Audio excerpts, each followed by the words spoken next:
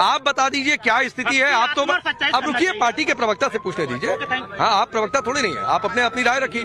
अब भाटी जी बताइए, आएंगे नहीं आएंगे, आएंगे तो कब आएंगे, तारीख शेड्यूल कुछ है क्या?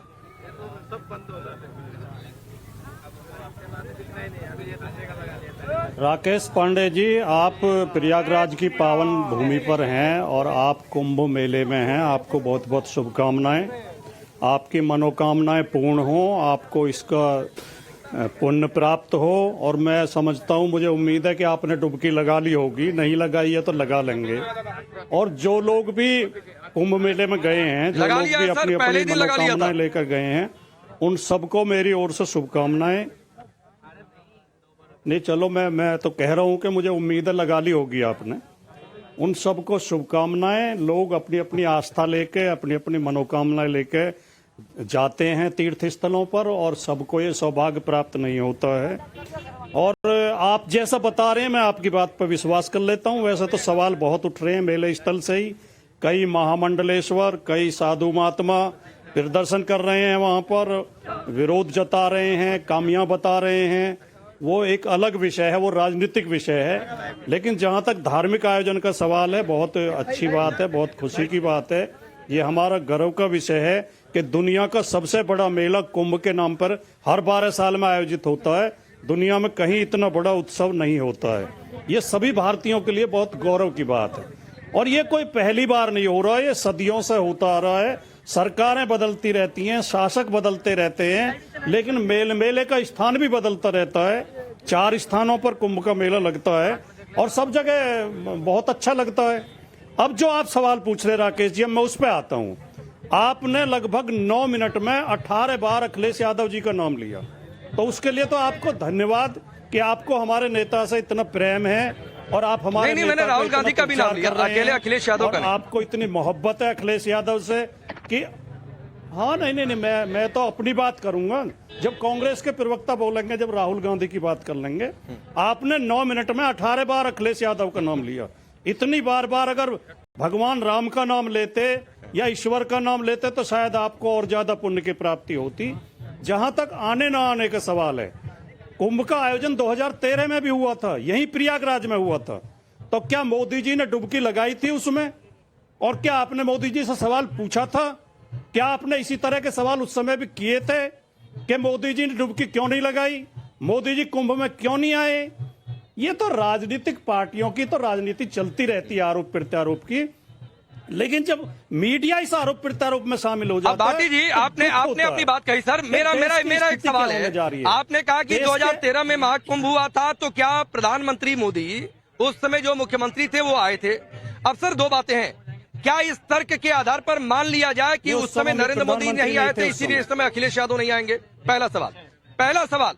हाँ, मैंने बोला तब के मुख्यमंत्री थे, मैंने बिल्कुल प्रधानमंत्री नहीं कहा। मैंने कहा प्रधानमंत्री नरेंद्र मोदी जो तब मुख्यमंत्री थे नहीं आए थे। राकेश पांडे की नियत क्या? तर्क ये है। नहीं, हाँ, फर्क यह है कि आपकी नियत क्या है सर। फर्क यह है कि सपा की नियत क्या है, उन नेताओं की नियत क्या है जो कहते हैं गंगा जल में कचरा है।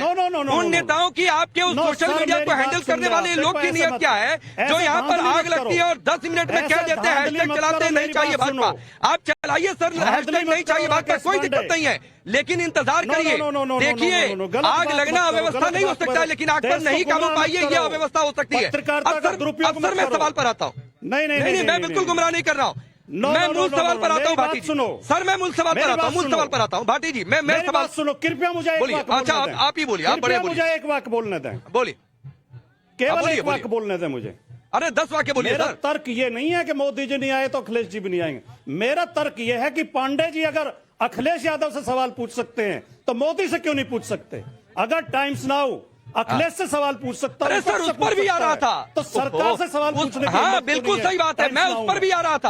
अरे मैं उस पर भी आ रहा था सर, पूरा सवाल इसीलिए कह रहा था कि सुन लिया करिए, तो आधे आपके सवाल का जवाब आपको ऐसे ही मिल जाएगा।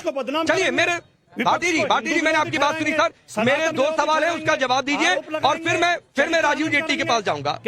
मेरे सवाल सुनिए सर, मेरे सवाल सुनिए सर। नहीं, मैं कोई सर पत्रकार है, सुपारी लेने वाले लोग नहीं है सर। तो जो सुपारी लेने वाला हो उससे जाकर कहा करिए कि सुपारी ले लिया कि क्या किया। तो यहाँ सुपारी लेने वाले लोग जर्नलिज्म नहीं करते हैं। होते होंगे आपकी नजर में कोई और जो सुपारी लेकर काम करते होंगे। चलिए, मेरा सवाल है सर, मैं छोड़ता हूँ, व्यक्तिगत कोई बात नहीं। हाँ ठीक है सर, 2013 में नरेंद्र मोदी मुख्यमंत्री थे और वो नहीं आए, तो क्या उस तर्क के आधार पर मान लिया जाए कि ये निश्चित है कि अखिलेश यादव नहीं आएंगे? सवाल नंबर 1। सवाल नंबर 2, जो आपकी बात कही 2013 में जब महाकुंभ आयोजित हो रहा था, उस दौरान सर मुझे 2-3 मीडिया कटिंग दिखा दीजिए, कुछ भी दिखा दीजिए कि महाकुंभ शुरू होने से पहले शुरुआती 10 दिनों में नरेंद्र मोदी ने कोई सवाल उठाया हो कि इतना बजट क्यों दे दिया? उन्होंने कहा कि गंगाजल में कचरा है क्या? उन्होंने आग कोई दुर्घटना की बात आई हो पहले ही सवाल उठा दिया हो? मुझे शुरुआती 10 दिनों में कोई ऐसी खबर हो तो मुझे विद सोर्स दिखा दीजिए सर। मेरा इतना ही सवाल है।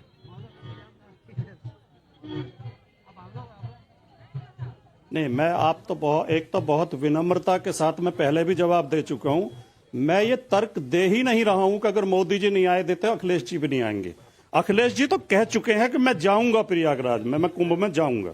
अखिलेश जी कह चुके हैं और किसी नागरिक को यह पूछने का अधिकार नहीं है कि आप कब आओगे, क्यों नहीं आओगे।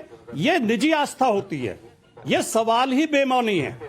लेकिन मेरा सवाल यह था कि अगर आप में हिम्मत है अखिलेश यादव पर सवाल उठाने की, तो आप मोदी जी पर सवाल क्यों नहीं उठा सकते? मेरा यह सवाल है, मूलतः जो सवाल है। और क्या ये पत्रकारिता देश हित में है? भाटी जी, यही तो मैं कह रहा हूं कि शुरुआती 10 दिनों में या 1 महीने पहले नरेंद्र मोदी ने कभी तब सवाल उठाया हो महाकुंभ पर, तो बोलिए। मैं अभी सवाल पूछता हूं कि तब नरेंद्र मोदी क्यों नहीं आए थे?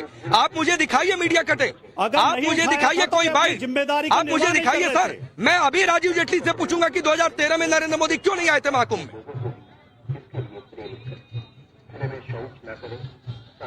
अगर अव्यवस्थाओं पर विपक्ष सवाल नहीं उठाता है, अगर अव्यवस्थाओं पर सवाल नहीं उठाता है, तो विपक्ष निकम्मा है।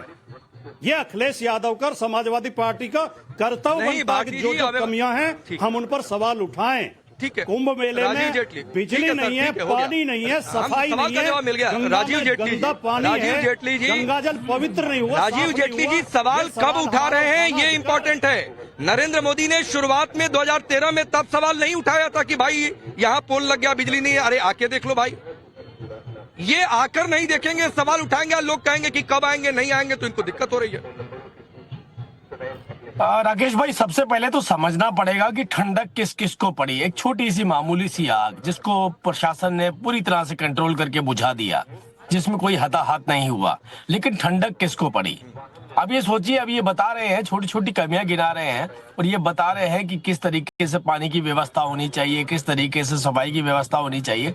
मुझे लगता है उन सब मस्जिदों में जहां पर जा करके इन्होंने भारतीय जनता पार्टी का विरोध किया, अगर उनसे गंदे इलाकों में, उनसे गंदा कोई इलाका आप देख लें तो मुझे बता दीजिए।